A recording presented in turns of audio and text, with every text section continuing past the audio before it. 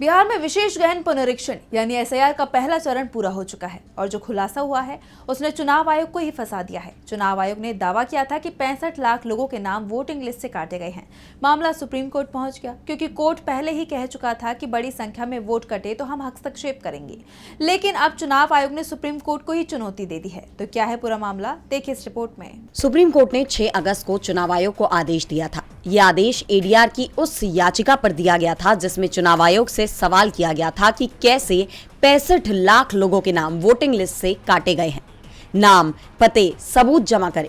Court ने चुनाव आयोग से हलफनामा भी मांगा था, लेकिन चुनाव आयोग ने सुप्रीम कोर्ट के आदेश को मानने से इनकार कर दिया है।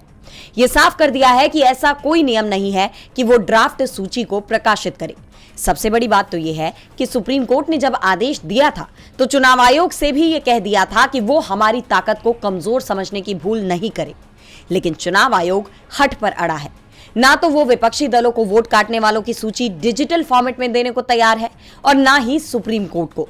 अपने हलफनामे में चुनाव आयोग ने कहा कि 1960 के मतदाताओं के पंजीकरण के नियम 10 और 11 में साफ है कि ड्राफ्ट सूची का प्रकाशन या साझा करना जरूरी नहीं है। जिनके नाम वोटर लिस्ट में शामिल नहीं हुए हैं या काट दिए गए हैं, वोटिंग लिस्ट से नाम क्यों काटे गए हैं, हम इसे बताने के लिए बाध्य नहीं है। जिनका नाम वोटिंग लिस्ट से कट गया है वो 1 सितंबर तक फॉर्म 6 के जरिए अपना नाम जुड़वा सकते हैं। चुनाव आयोग के हलफनामे से सियासी दल भी भड़क उठे हैं और चुनाव आयोग पर वोटिंग लिस्ट में धांधली के आरोप लगा रहे हैं। ऐसे में अब सभी की निगाहें सुप्रीम कोर्ट पर हैं। 12 अगस्त को कोर्ट इस मामले में दोबारा सुनवाई करेगा। डीवी लाइव की रिपोर्ट।